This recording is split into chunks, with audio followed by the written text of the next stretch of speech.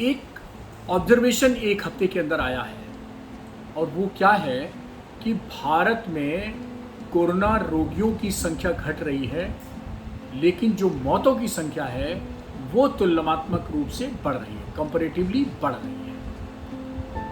तो क्या कारण है कि ऐसा क्यों कॉन्ट्राडिक्टरी लग रहा है, ऐसा विरोधाभास क्यों हो रहा है? तो देखिए, उसका कारण ये है कि इस बार के कोविड सेकेंड वेव में और कोविड फर्स्ट वेव में अंतर क्या है। पहली वेव में, कोविड की पहली लहर 2020 में जो लोग भर्ती होते थे उनका इतना लंबा हॉस्पिटलाइजेशन नहीं होता था। कोविड 2 में क्या हुआ है, संख्या अचानक बढ़ी है तो बहुत लोग भर्ती हो गए हैं और उसके कारण इस बार जो उनका जो हॉस्पिटलाइजेशन है वो प्रोलॉन्ग है, यानी लंबा है।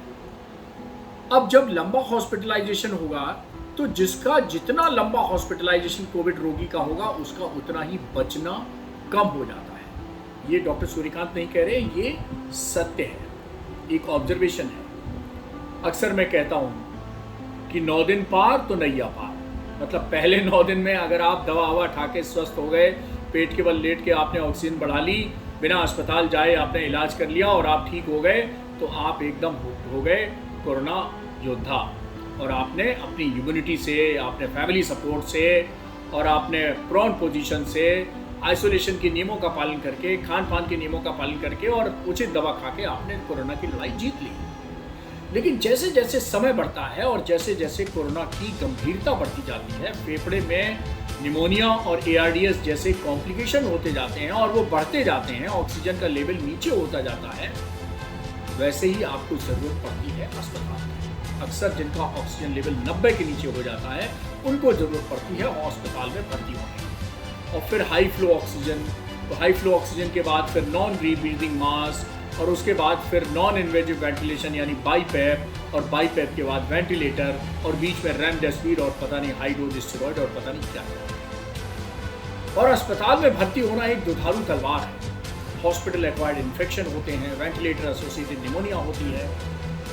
तो वो केसेस जो अस्पताल में अभी हमारे यहाँ तो किंग जॉर्ज मेडिकल यूनिवर्सिटी में 1 महीना पहले, 1.5 महीना पहले भी भर्ती हुए तो वो अभी भी भर्ती नहीं रही हुई। तो उनमें से जो सीरियस हो गए, भर्ती पुराने हैं लेकिन मृत्यु अब जाके हो रही है। तो क्या हो रहा है, केसेस तो कम हो रहे हैं लेकिन पुराना जो बैकलॉग हॉस्पिटलाइजेशन का है, वो जो उसमें गंभीर ज़्यादा है, जो इलाज से नहीं रिस्पॉन्स कर पाए हैं, उनकी मृत्यु हो रही है और इसलिए वो उसमें जुड़ जा रही है और इसके कारण ये मृत्यु अधिक दिख रही है। एक और पहलू है, हालांकि वो अलग पहलू है, कि ग्रामीण भाई जो बेचारे मर रहे हैं कोरोना से, उनकी अभी जांच भी नहीं पूरी तरह से हो पाई थी, इसलिए वो तो अभी कोरोना की लिस्ट में आ भी नहीं पाए हैं, वो अलग विषय है। लेकिन इसका कारण कि संक्रमण की संख्या घटना लेकिन मौतों की संख्या बढ़ना, वो यही दर्शाता है कि पुराने जो बढ़े हुए केसेस थे वो लंबे समय तक भर्ती थे और